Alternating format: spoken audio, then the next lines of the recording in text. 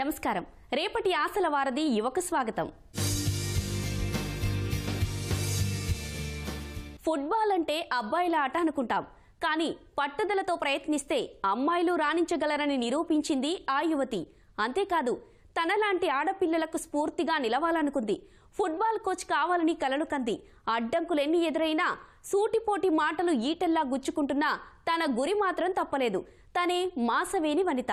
తెలంగాణ రాష్ట్రానికి తొలి మహిళా ఫుట్బాల్ కోచ్గా ఎంపికై నవ్విన నోళ్లతోనే శభాష్ అనిపించుకుంటుంది ఈ యువతి.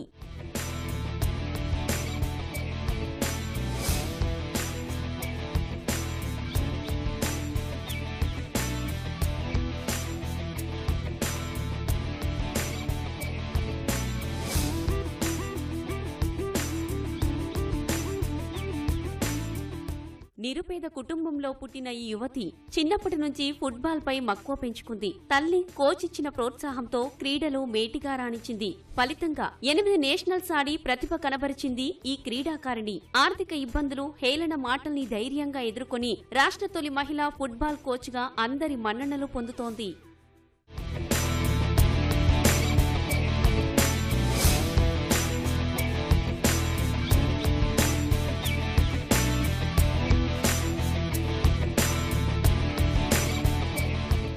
క్రీడాకారులకు శిక్షణ ఇస్తున్న ఈ యువతి మాసవేణి వనిత. మంచిర్యాల జిల్లా బెల్లంపల్లికి చెందిన ఓ కార్మిక కుటుంబంలో జన్మించింది. వనిత చిన్నతనంలోనే తండ్రి గని ప్రమాదంలో చనిపోయాడు. వనితతో సహా 4 ఆడపిల్లలున్న ఆ కుటుంబ బాధ్యతలు అన్నీ తల్లి చూసుకునేది. అలా ఎన్ని ఆర్థిక కష్టాలు వచ్చినా ధైర్యంగా ఎదుర్కొంది ఈ యువతి.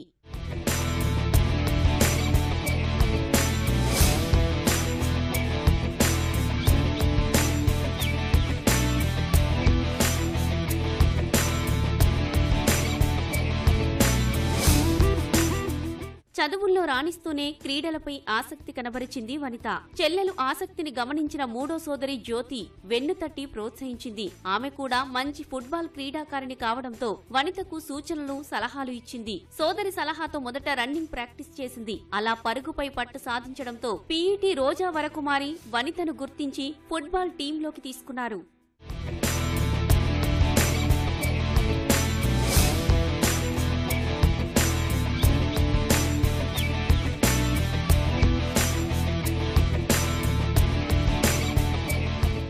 ఓవైపు వనిత క్రీడల్లో ప్రతిభ కనబరుస్తుంటే ఆడపిల్లలకు ఆటలెందుకని బంధువులు, ఇరుగు పొరుగు సూటిపోటి మాటలతో హేళన చేసేవారు. ఆ సమయంలో తల్లి, శిక్షకులు అండగా నిలిచి ప్రోత్సహించారు. దాంతో కళాశాల రోజుల నుంచి రాష్ట్ర, జాతీయ స్థాయి ఫుట్బాల్ పోటీల్లో పాల్గొని అద్భుత ప్రతిభతో జట్టు విజయంలో ముఖ్య పాత్ర పోషించింది ఈ క్రీడాకారిణి.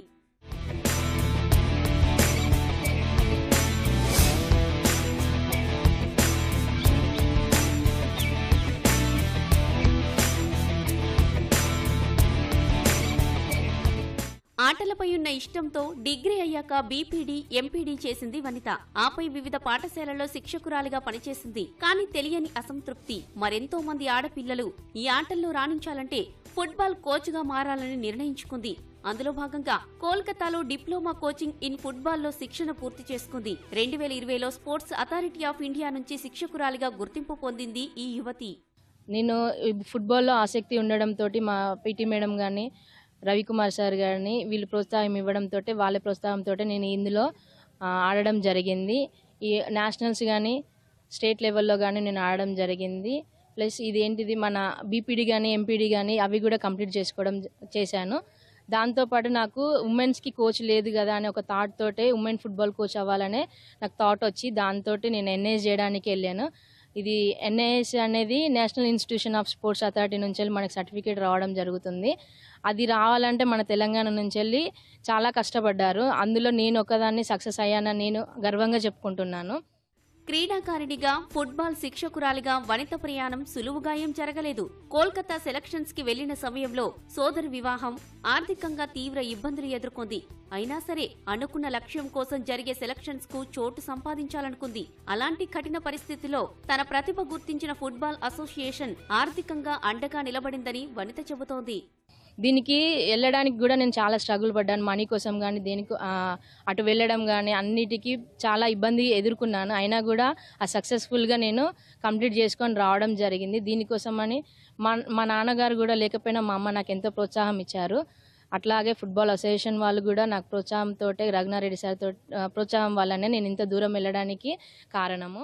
అద్భుత ప్రతిభ, నైపుణ్యాలకు శిక్షకులు ఇచ్చిన ప్రోత్సాహం, అమ్మ నేర్పిన ఓర్పు, ధైర్యం తోడవడంతో వనిత మార్గం సుగమమైంది. హేళన చేసిన నోళ్లతోనే మన్ననలు, ప్రశంసలు పొందింది. ఇప్పుడు అందరూ వనిత కోచ్ అయిందంటగా. ఎంత కష్టపడిందో అంటుంటే అమ్మ ఆనందంతో పాటు గర్వంగా ఫీల్ అవుతుంది. దాంతో పడ్డ కష్టమంతా మర్చిపోయాను అంటుంది ఈ ఫుట్బాల్ కోచ్. అట్లాగే మన తెలంగాణ స్పోర్ట్స్ అథారిటీ వాళ్ళకి చెప్పేది ఏంటిదంటే ఒకటే రిక్వెస్టింగ్ అడుగుతున్నాం సార్. మేము ఉమెన్ ఫుట్బాల్ కోచ్ లేనప్పుడు లేరు కానీ ఇప్పుడు ఉన్నారు కాబట్టి ఒక ఫుట్బాల్ అకాడమీ, ఉమెన్స్ అకాడమీ పెడితే ఉమెన్స్ చాలా మంది ఉన్నారు. గర్ల్స్ నుంచి అండర్ 10 నుంచి వెళ్ళి మనకి సీనియర్స్ వరకు కూడా ప్లేసెస్ అనేది తెలంగాణకి ఎప్పుడు లేవు. ఇప్పుడు సౌమ్య ఇప్పుడు మనకు తెలంగాణ తరపున ఇండియా టీంలో ఉన్నది. అట్లాగే ఇంకా చాలా మంది రావడానికి అవకాశం ఉంటుంది.